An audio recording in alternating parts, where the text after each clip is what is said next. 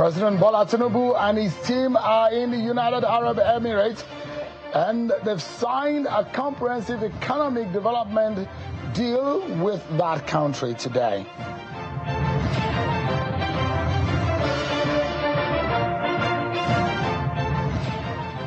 Arguments about a possibility of alteration and forging of a new tax law and the gazetted copy.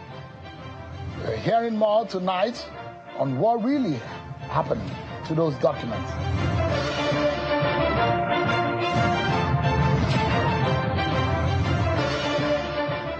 Hello everyone, welcome to the program. This is Politics Today live on Channels Television. I'm Sean Wakimale right here in Abuja. So much to touch on tonight.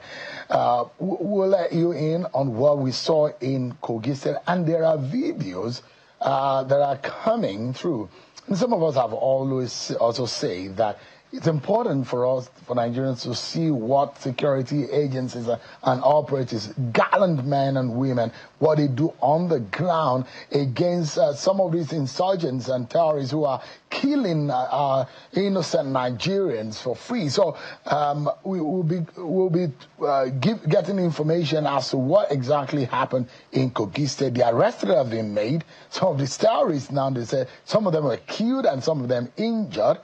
These are some of the exclusive footage from the cockpit from the Nigerian police force air surveillance. We're getting more equipment from the United States. A lot of things are happening. What about the one chance in Abuja? A lot is happening that we need to know. But then we'll also hear from a federal lawmaker. Did they really forge that document? The one that has been gazetted and the one that the lawmaker said has been forged. What really happened? We'll be getting all of this insight. But first and foremost, let's serve you with some of your political roundup stories.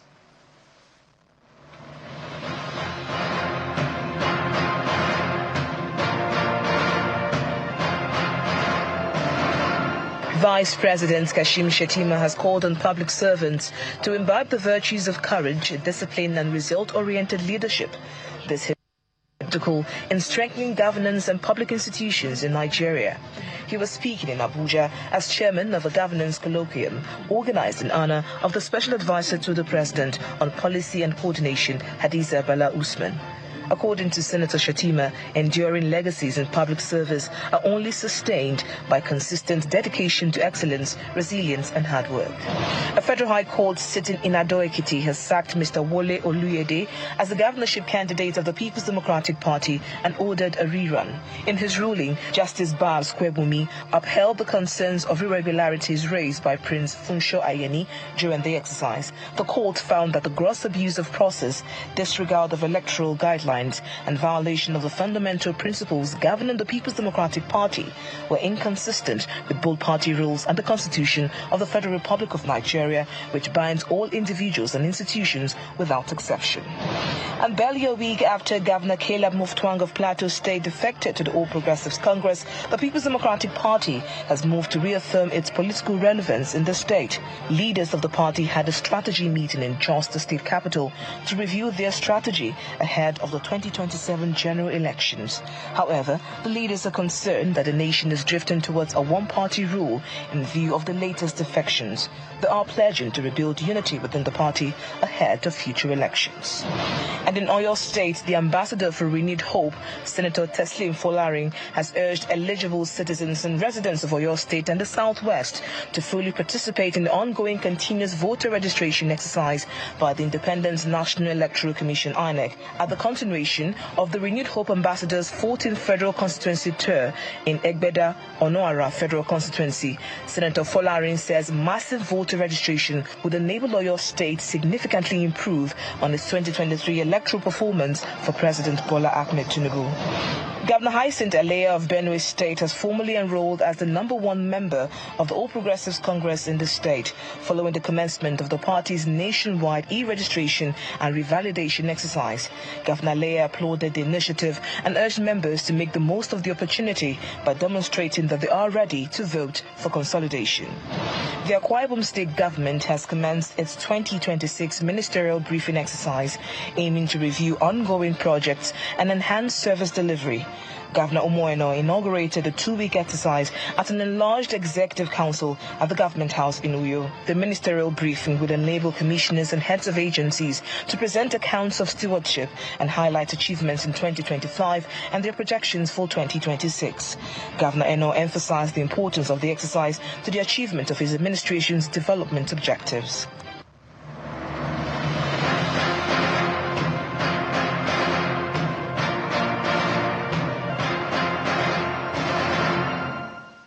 There you have it. You've been served with your political roundup stories.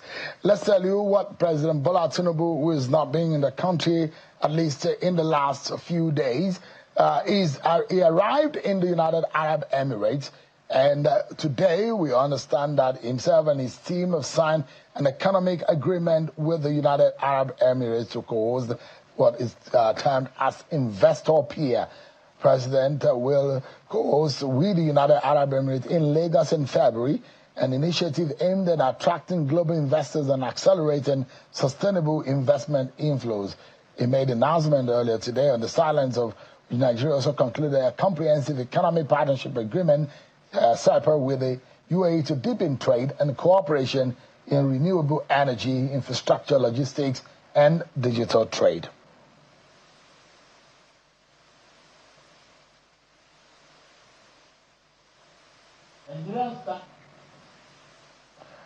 All right, then. Let's tell you about the security situation in the country. There are some wins and there are a lot of grounds to cover. But when we see the wins we'll talk about, when we see where we need to make improvement, we've got to also touch on it. But tonight, our attention is drawn to what has happened in Kogi State, where the Nigerian police force says scores of bandits have been neutralized in their network and dislodged, and others are being flushed out of Kogi forest in the ongoing operations of the joint police and military and supported by the Nigerian police force air wing components.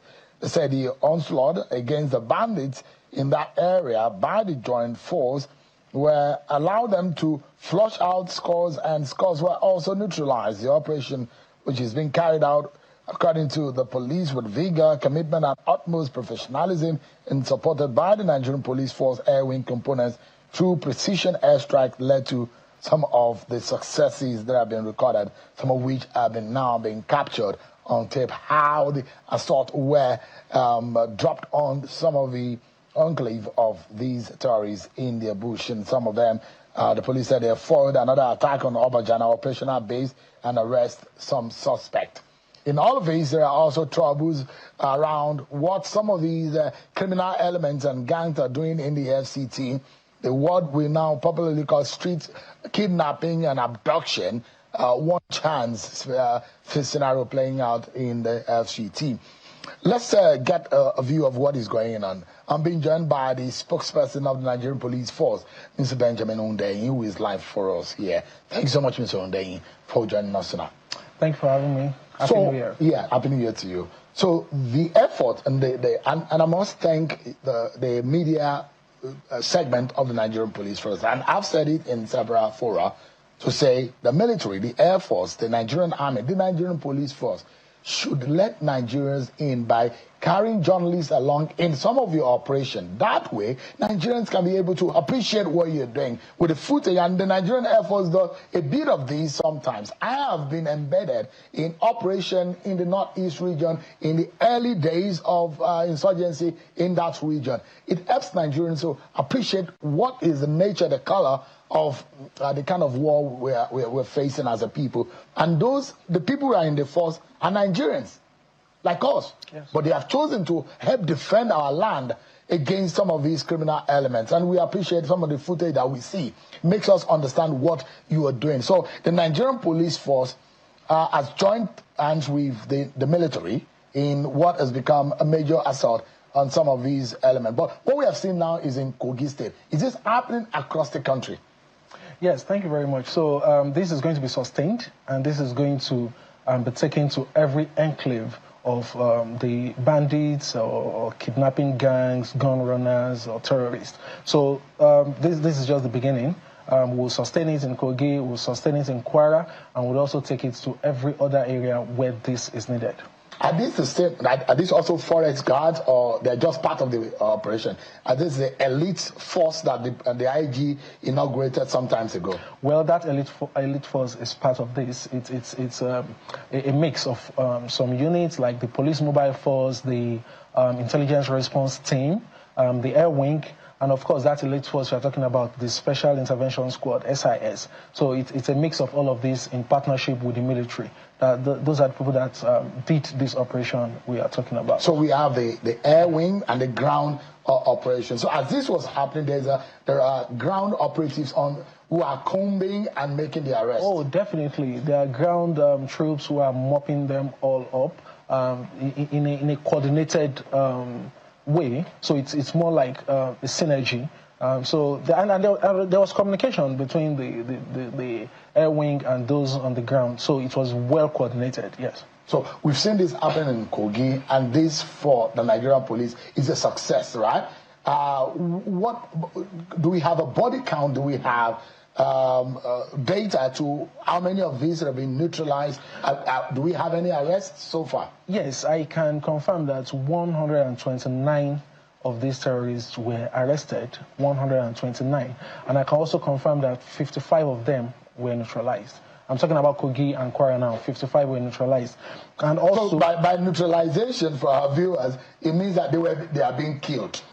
Yes, they fell in the line of firefight.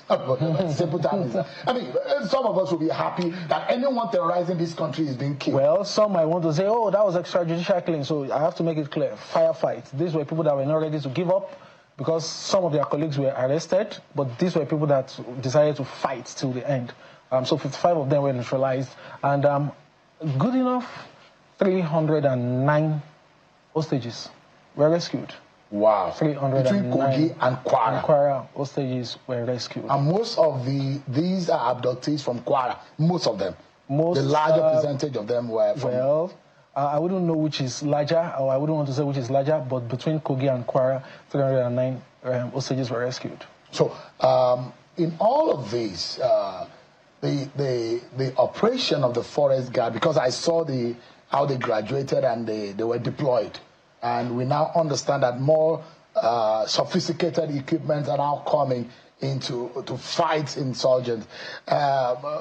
What more do Nigerians need to know as per what is coming in the next few days? Well, I'll say something. For this particular operation, our men have been on ground since as far back as January 2nd, before they actually struck. They had been on ground to study the terrain because it's a very difficult terrain. So many trees, so many hills, caves, streams. In fact, it's not even motorable, and it makes it easy for these terrorists to hide. It makes it easy for them to mount, to have surveillance points on different trees and monitor the movement of officers. It makes it easy for them. In fact, they even use walkie-talkie, so they even communicate the moment they sight the presence of security operatives, so they can easily regroup, they can easily come together to be formidable. So the point I'm trying to make is we've been there since January 2nd, when IG approved this operation for the police parts to work with the military for this, and see when we eventually struck. So in the coming days, it might not be as easy as you're making it sound. So we still need to do a lot of recce, reconnaissance, and all of that. But we can assure Nigerians, without putting any specific timestamp, we can assure Nigerians that we are working seriously to sustain what we have started. And we are taking this battle to every single identified enclave of bandits and terrorists. Why does it look like the police just woke up? Well, it's not like we just woke up. What is happening is that you are now seeing the dividend of should I say months or periods of intelligence gathering.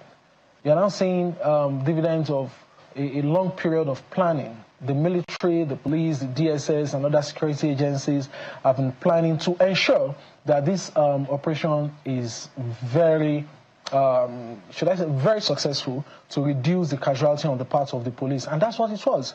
I hope there were no casualties. No casualty, from no on the side of casualty of the on the part of the police. Government security agencies. So that's why it appears like we're just waking up. But this is what it is, and like I've said like twice already, we intend to sustain this. It looks like you've got new equipment. That's what I have a feeling so. Well, the Nigerian police force, because I know that a lot of your officers still carry some ammunition that looks like Dane guns. Yes, I mean, I know not so much about ammunitions, but when I see them, it just some of those ammunition some of the officers carry look very outdated. But with this that we're saying, it does look like you've got some new supplies. Well, we are always replenishing our supplies. We're always getting additional supplies. The government is always making these available, but we've always had machine guns. I don't know if that's what you're referring to. The GPMG you can see in the aircraft. Because the story is that our police force are always being overwhelmed because of the kind of weaponry the enemy is always on the side of the enemy. That by the sound of the enemy's guns and ammunition. Even some police force, but the story we hear is that some of the officers run away from because they know that this is super. I mean, this is heavier than what they are. Yes, it is simple enough. It's a game of numbers. If you want to confront something that is like 100 in number, you need to have something more than 100 in number it's just a game of numbers. So you need to match that number. So, like I said, it's been weeks and months of intelligence gathering, trying to know where they are, what they have, the caliber of their weapons, so that we can come better prepared, which we did. So we made use of the kind of weapons that would match theirs, and we also went went ahead of them to use air support. So we now have the bird's eye view, and we can actually get them. We also made use of the drone units of our police air wing. So the drones went out there to see what we needed to see before striking. But this is a pointer to the fact that if we get, and I'm sure we're going to get, if we get more resources, then we're going to do more. You are going to see Kogi and Kwara in multiple folds. Let me quickly take you to FCT. Is it that when you guys are focusing on the FCT, you turn your back, focusing on Kogi and Kwara, you turn your back on FCT, all of a sudden it's not safe now to get a cab or to be in public transport in Abuja? Because easily, and you've heard cases of definitely. The abduction, the killing. Definitely. Through one chance in Abuja. Yes, we've had cases of one chance in Abuja. But we do not neglect one part of the country for another. So in as much as we're having operations in some parts of the country, other parts of the country are also being policed. Abuja, the issue of one chance, yes, is being on for quite some time, but the Commissioner of Police in Abuja is doing quite a lot to reduce that. Recently addressed the media, addressed the residents of Abuja on how to stay safe, on where to pick vehicles, where to board vehicles. And also, we've also achieved a lot in the area of arrest of this one chance syndicates. Just recently, a few days back, we arrested the gang behind the murder of that lawyer, and the phone has been recovered. And I also like to use the opportunity to advise Nigerians, yes, be security conscious, but in the unfortunate events that you find yourself amongst terrible people, criminals, please do not struggle. Do not struggle, because from our investigation so far with these arrested gang members, from our investigation so far, they were saying that, the woman, well, she's not here to defend herself, that the woman struggled with them, so that was why they got angry and pushed her out of the vehicle. So, so Nigerians out there, be security conscious, but if you find yourself amongst criminals, please stay calm, save your life first, and we can always go after these criminals to get them arrested. So, in terms of one chance, we are not sitting idle, we are doing everything possible to eradicate this completely. I've seen a bit of what Lagos is doing in terms of having eyes on the ground, digitally speaking, now remote eyes, and you see what is happening. In fact, Enugu governor has taken it a notch higher. He's got heavy drones, more than does your average kind of drones. There is a command and control center. There is AI detecting devices where by plate numbers, by facial recognition, strange faces. In fact, if you are entering Enugu State, in any part of Enugu State where these cameras are, it identifies you as a new face and a new entrant. I have seen that. I've been there and I've seen it. And I'm wondering, with the kind of resources available to the FCT, why is the police not talking to the FCT administration to get that kind of... Abuja should have perhaps one of the most sophisticated policing, both in terms of command and control and on the street policing gadgets. Yeah, thank you very much. You see, these are things that we know. These are assessments that we have carried out. We know what the problem is. We know what the solution is, and we are working towards it. Just like you said earlier, if the police just woke up, and I answered you, I said we have been working on it. So for these two, we are working on it. It's just similar to somebody asking that, oh, why is the police still using an emergency number of 11 digits? Why don't you have 911? These are things that do not come easy. These are things that... Lagos has it, so it's not a rocket science. Yes, but it's capital intensive. How many states can... Well, but I mean, for life, nothing should be more capital intensive than the lives of the average citizen. How many states would be ready to put down the kind of money that is being paid for these resources? So, like I was saying, these are things that we have identified. Control rooms. Some other states have it. Yes, I can confirm the one in Lagos, not just the IRS, even Neighborhood Safety Corps, they also have their control room, and some other states do have it. So we are working on it for other states, so that once we have these things, like you said, facial recognition, the moment you pass through a place, it registers it, it logs it that this person was here.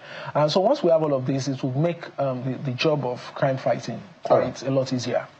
Benjamin Undeyi is a spokesperson of the Nigerian Police Force. Thank you so much. And tonight, if nobody is saying it, to the more than 350,000 police officers who are every day, either the ones that beg us for 20 naira at the checkpoints on the road, or the ones that are fighting and breasting the bullets on the war front in defense of our territorial integrity and our nation. We're saying tonight, we love you, we appreciate you, and we salute your gallantry. We'll go on a break and we'll be right back, everyone.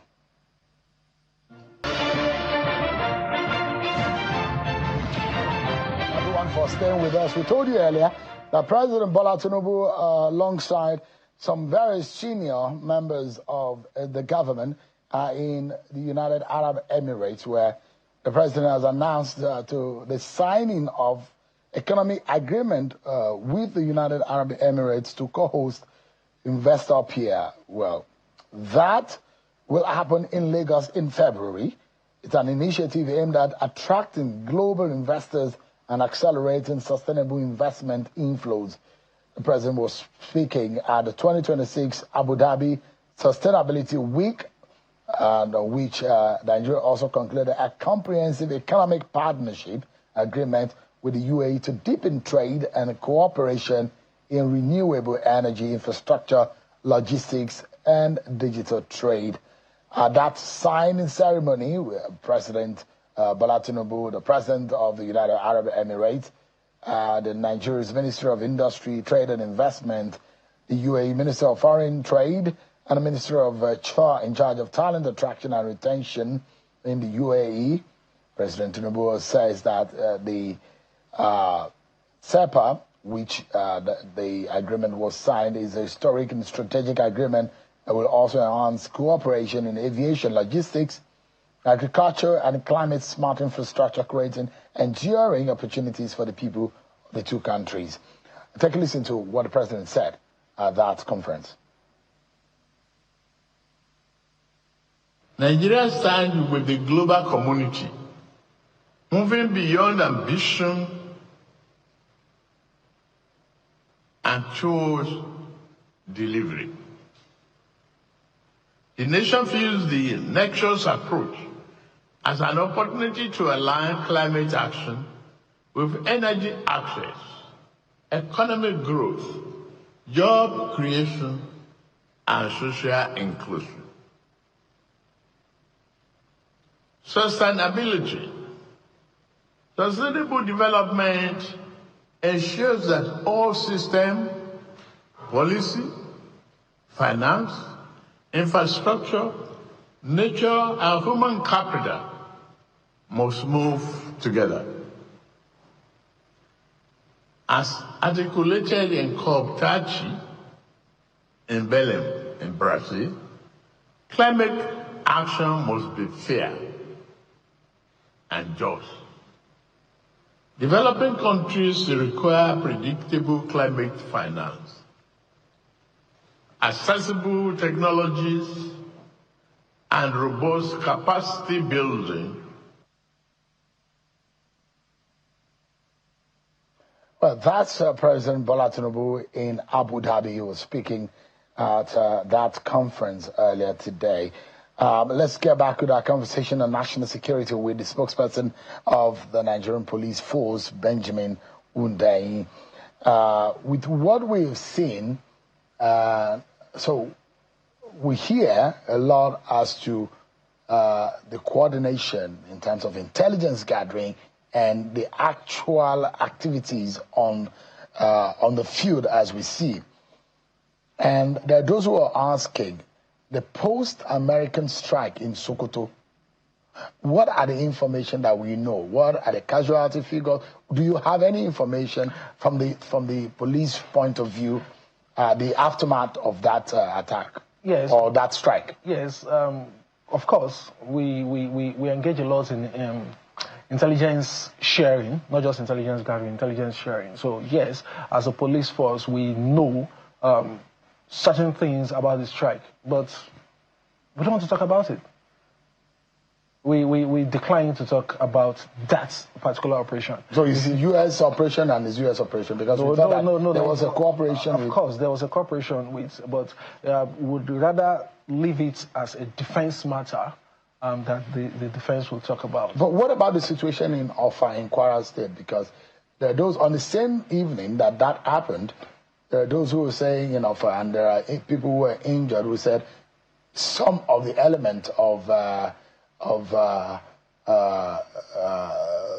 ammunition that were deployed in Sokoto got into, people are wondering how that happened. Yes. So what is the police? Yes. We got reports of that, and we immediately deployed our men there, especially our explosive ordnance disposal units. Our EOD guys were deployed there to ensure that people remain safe, people don't toy with these things, and render the area safe. So as far as that is concerned, yes, we're on ground to ensure that there was absolute safety for people. But other things about it, where it came from, how it came, and everything, would rather not comment on that. Okay. But what is happening in that area? Because one, we imagine that we understand that immediately caused the Lakurawa group, some of them, to flee that area. What are the reports that the Nigerian police can tell us about that region? Yes, the region of Kwara, yes. I'm talking about Sokoto. About Sokoto. The Lakurawa, yes. who have some level of dominance in attacking areas in that state. Well, like I said earlier in the first part of this interview, that what we did in Kwara and Kogi will be sustained, and we will take the battle to every identified enclave of these bandits. I deviated from being specific about where next or the timeline I was going to be, so that to protect the sanctity of these operations that we're about to embark on. So let me just say that yes, there might have been dislodgements, movements of some of these terrorists. But without saying much, yes, our eyes are on them. We are still gathering intelligence. We are still sharing intelligence. And very soon, I hope to be back here again to talk about our latest strike and successes in combating these people. The police says that Nigerians and citizens who see injured people with gunshots and wounds should report to the Nigerian police force. But there are fears of reprisals or wrongful arrests. And those who say some of these strikes that we are saying, how secure are the civil population will live very close to some of the enclave or some of these. What are the guarantees that the average person can get in some of these areas where you are carrying out? I can assure you that this. How precise are yours? They were precise. These were operations that came after a long period of even rehearsals, of observation, of intelligence gathering. And I can assure you, it's not close to anybody's house. As you can see from the video, these are enclaves far, far, far from the people. So we can assure people that there is no civilian casualty. Not even the hostages were so precise with this to ensure that only terrorists that, like I said earlier, fighting back would not surrender easily were neutralized. So people can rest assured that they are not affected. And yes, we did say, and we still maintain it, if you see people with gunshot injuries, please let us know. So that How do they know? With your 11-digit number? Oh, yes. So the statements we gave, or we made, we gave out those numbers. So for those who might be skeptical about walking up to a police station to tell us in person, yes, they can call. What number can Nigerians call? Can you call it at some point? Maybe we can put it on the screen. What are the numbers that Nigerians can call in case those who are watching right now and they've identified or cited any gunshot wound in the last... it happened about 3 or 4 days ago, isn't it? Yes. So before the end of the show, I'm going to give out the numbers. They are particularly our complaints response unit numbers. They are very easy to... unfortunately, they are 11 digits, but they are actually still easy to memorize. I'll give it for the end of the show. Let me ask you, what we saw in Edo State in Ekpoma, although the government of Edo State and the governors intervened in the matter, and the latest we're hearing is that anyone who is a protester in that scenario should be allowed to go. Why did things escalate and got out of hands? Well, I would not exactly agree that things got out of hand because the police responded as swiftly as we could. In fact, the Commissioner of Police Edo State Command, CP Monday Agbonika, was on ground to coordinate the operation himself, the response operation. The thing is that whenever there's a protest, it usually starts as a peaceful protest, but most times it doesn't end as a peaceful protest. You see people going haywire, you see hoodlums infiltrating and hijacking these protests. So particularly in Ekpoma, yes, that happened. In fact, we've seen videos where some people just decided to vandalize property, loot people's property, and even attacked the palace of the Enuge of Ekpoma. So these are not peaceful protesters. In fact, you recall that the NSAS protests where police officers were killed, where stations were burnt, where firearms were carted away. Till today, some people still call it peaceful protest. So that is not a peaceful protest. So in this particular case, we were particular about those that were arrested. Yeah, I've seen news making the round that, police went to hostel to arrest innocent students. No, some of these students actually participated in the protest, and those were the people that were arrested. In any case, I would like to add that despite all of this, they've been arraigned, some of them have been remanded. Despite all of this, the Inspector General of Police, IGP Kayode Adolo-Egbotokun, has directed the Commissioner of Police in Edo State to identify those that are genuinely students. Those that are genuinely students, and the charges against them be withdrawn. And these ones that have been identified, whose charges have been withdrawn, to be handed over to their parents or guardians. The IGP has decided to do that. Yeah, we understand how some youths can have exuberance and participate in things that they would later regret. But that notwithstanding, we still maintain that any protest that turns violent, any protest where people start vandalizing property, we would not allow it. No civilized society would allow such to happen. We would not allow it, and would always step in to save the day, to get these people arrested and get them prosecuted as it should be. There's so many questions as to how these escalated. My first question is how these deteriorated and how things got awry. And the question of how a criminal operation gets to the point where lives were lost before security operatives intervene, and those who are saying whether or not the police unit very close to that area is not enough equipped, enough fortified. What do we know what lessons is the Nigerian police taking out of this incident in Ekpoma? And there's a lot of distrust in the population in that area and the Nigerian police force. Well, yes, there's a lot of distrust, but at the same time, the level of distrust is not as bad as it used to be, because we've done a lot in engaging with people. We've done a lot of advocacy, and we've done a lot to show people how responsive we can be and how we can come to their aid.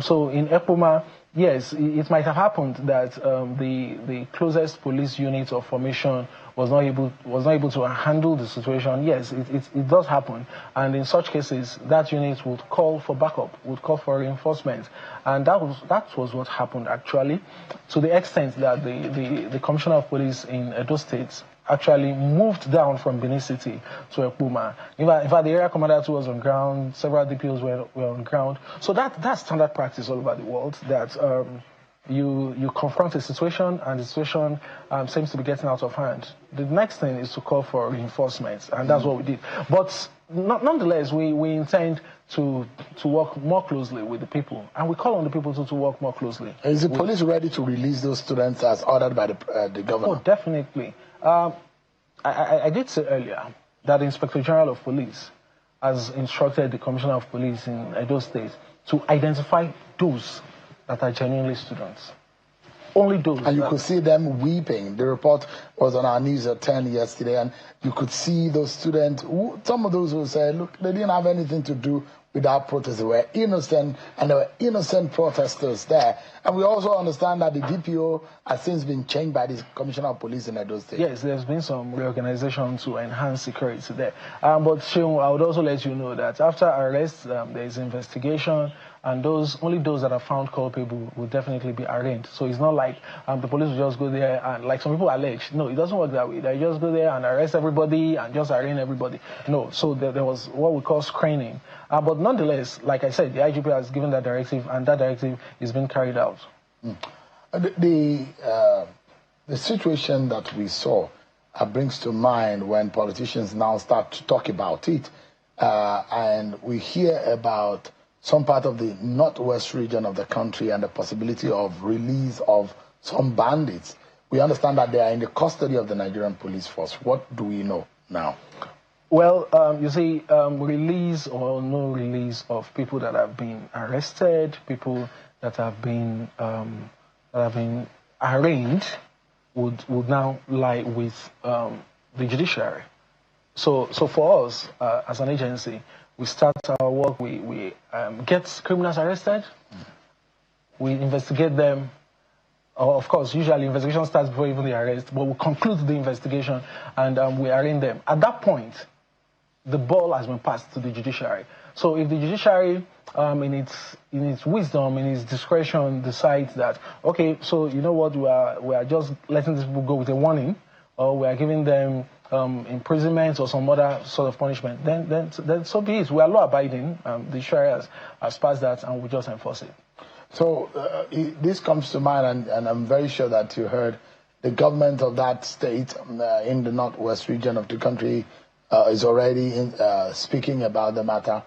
I'm asking specifically that these people will understand these bandits that were alleged bandits that were arrested, this suspect, bandits that have been arrested by the police are in the police custody.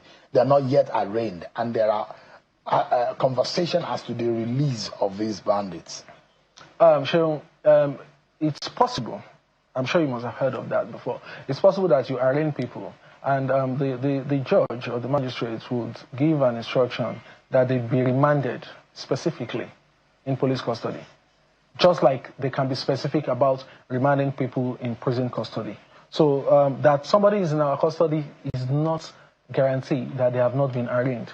But even if they have not been arraigned, if they are court orders, like we've had people in our custody, and there'll be a court order to say, oh, that maybe you release the person, or sometimes injunction barring the police from further arresting the person. So it could be anything. So it does not matter if they are in police custody. That should not be the focus. The focus should be that we are following due process, and if there is an injunction or an order, just like the court order restrained us from enforcing the Things Permit policy on January 2nd, and we have to be law-abiding. So if there's a court order, and do not forget that the legal department of the Nigeria Police Force has been upgraded by IGP Egbetokun to a full directorate, such that it's now headed by an Assistant Inspector General of Police. So if the due process is followed, our legal department goes through it and says, oh, it's fine.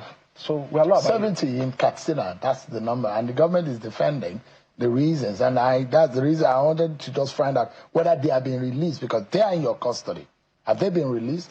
Like I said, we have a legal department. We'll go through the due process, and whatever decision we take, definitely we'll let Nigerians know. For us now, we have not issued any statement, we have not said anything, because it's not yet time to say something. But if it's time, we'll let you know. What about the arrest made in Yewata, in Benue State? Those that are arrested. That should be last year. Are they still in custody or they are being released?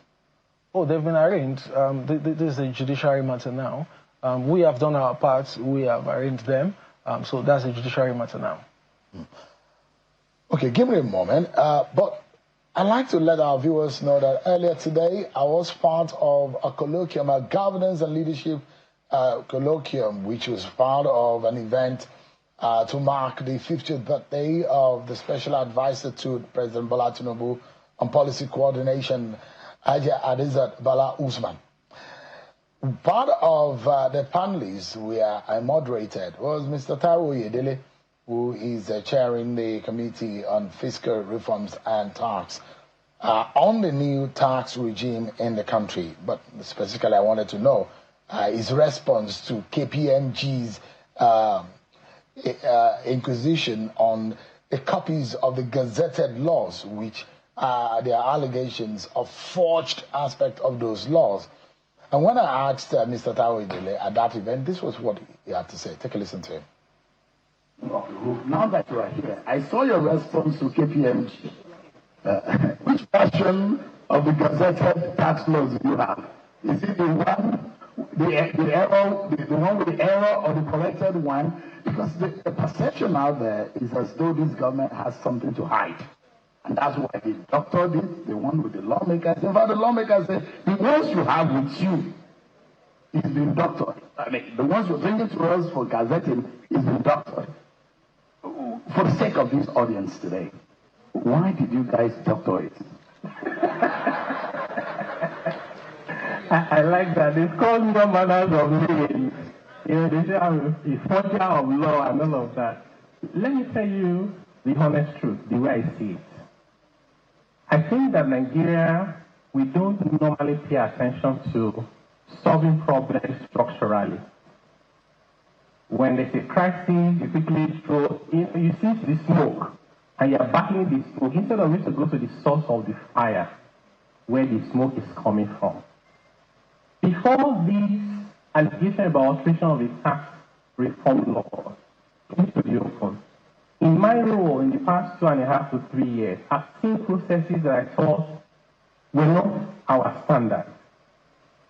That we can't be proud of these processes in 2024, 2025 as a nation.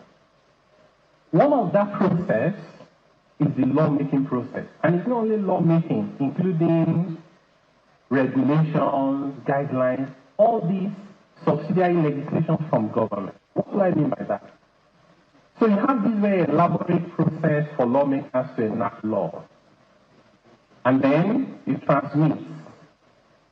Okay, the clerk will certify it. It will go to Mr. President, often through Ministry of Justice. Mr. President will sign. He's supposed to come back to National Assembly to certify, and then it's gazetted Ministry of Information. You know, each of every of those processes is very manual. One, the exposure to clerical risk is very high. If you know the versions of the bills I went through, I have lost count. And every time somebody says, oh, there's a mistake, they didn't update it properly. I saw that already. As I was sharing my concern, two senior senior advocates of Nigeria told me, one of them is a former NBA president, he said, there are 3 versions of the Constitution. He had gone to court to defend a client, and he was reading the Constitution, the judge said, which version of the Constitution are you reading? Constitution. So I said to myself, if this allegation of alteration had come up about any other law, it would not have attracted the type of attention this one attracted. So I said to myself, thank God, there needs to be an opportunity for us to fix that process. For example, one of the things I wish had happened was as soon as the laws were harmonized and certified, why is it not published? The National Assembly, for example, has a journal. If it's online, do you think somebody will be bold to go and author it? So processes, how can we make them work? E-governments. Sometimes you want to amend just a sentence in a draft. You write a cover letter, you send it, the meaning from the secretary, 2 weeks just to say that there's a sentence that has a comma problem. You can't run a country like that. We don't have the luxury of time. So, to answer your question, we did not fund anything. It wasn't anything. It doesn't even make sense. When the executive was the one that drafted it to now be forging it, like what end? All those things that they learned that were forged, you're going to have to say who benefits from all of that, right? So I'm not going to make any conclusions. I'm just saying the nation, we should please look at that process so that we have the quality assurance. Whatever laws we enact, we can take it to the bank, that this is the true reflection of what our lawmakers representing all of us have enacted. I have no issues with KPMG, they are my friends. But one thing I see I'll continue to do is, I will not say just in the interest of saying we are very receptive to feedback. We won't take anything. If you take just anything, that is not in national interest. We must put out the truth, whether it is hard, whether it is soft, whether people want it or not. Trust is not built in the moment. It's built over time. Sometimes people will know in 10 years, in 2 years, in 5 years. Let it be that when that truth is known, you were on the right path of that journey. Thank you. That's Mr. Taiwo Yedele. Earlier today at our governance colloquium, I was moderated the panel. But a lot of people will say, where is this coming from? Well, it came from a lawmaker who had alleged that portions of the gazetted laws or the laws that are available had been doctored. And Mr. Yedele did say, look, some of these things were being transmitted manually, which, of course, it makes it difficult for you to be able to defend or to know where exactly, at what point, when all of these are being passed from one ministry and agencies of government to the other in perfecting the finer details of the document, where anything, the alteration or the addition to it of being made. And he explained the gap in the governance structure in the country as stipulated by law, how you have to manually get all of these things. But let me remind everyone, just before KPMG recently now wrote their position on that, but I understand again that today, the chairman of the now Nigerian Revenue Service, Dr. Zach Adedeji, has met with KPMG, and I think the understanding as to the real position of things. But this was what really happened. This was a lawmaker who raised this on the floor of the House of Representatives. Take a listen to him. By the political party. We passed the tax laws on this floor, and Mr. Speaker, I took my time in the last 3 days to look at the gazetted pass copy, the vote and proceedings of the House of Representatives, and also went an extra mile to look at the vote and proceedings of the Senate, of what was harmonized. Mr. Speaker, honorable colleagues, what I passed on this floor is not what is gazetted. Mr. Speaker, honorable colleagues, I have all the copies, but I'm coming under privilege because I was here, I gave my vote, and it was counted, and I'm seeing something completely different. That was the conversation. It's also a call for citizens to be more to be more woke in their citizen responsibility and to be able to hold government to account. Well, the regime has started in the new tax laws. Just for us to conclude our conversation with the Nigerian Police Force PRO, Mr. Benjamin Udaini, who has been speaking with us. Now we have those police hotlines that anyone can call, and if you may, maybe the producer can put that on the screen while you reel out the numbers. Okay, thank you very much. Like I did say, sorry, it's going to be an 11-digit number, but they're a bit easy to remember. So 0805 700 0001, 0805 700 0002, and 0805 700 0003. Thank you. Zero is they wanted to call it slowly because of some of the viewers who are trying to get the numbers. 0805 700 0001, or like they would say on radio, 0805 700 0002 and 0805 700 0003. Thank you so much, Mr. Benjamin. These are our own effort in allowing the public to get the right information and know the right things to do when they're in trouble. But I mean, it's safe to say that no matter what, people should watch the time they go out. Maybe Abuja is not the best of place to go out at night. Is it safe? Abuja has a very vibrant nightlife, so it's safe to go out. Just be security conscious, like you would be in any other part of the world. But people should feel free to come out at night. I'm sure you would attest to the fact that you would always see patrol vehicles and stop and search points on the roads of Abuja. This as a way of boosting people's confidence. What about tinted glass now?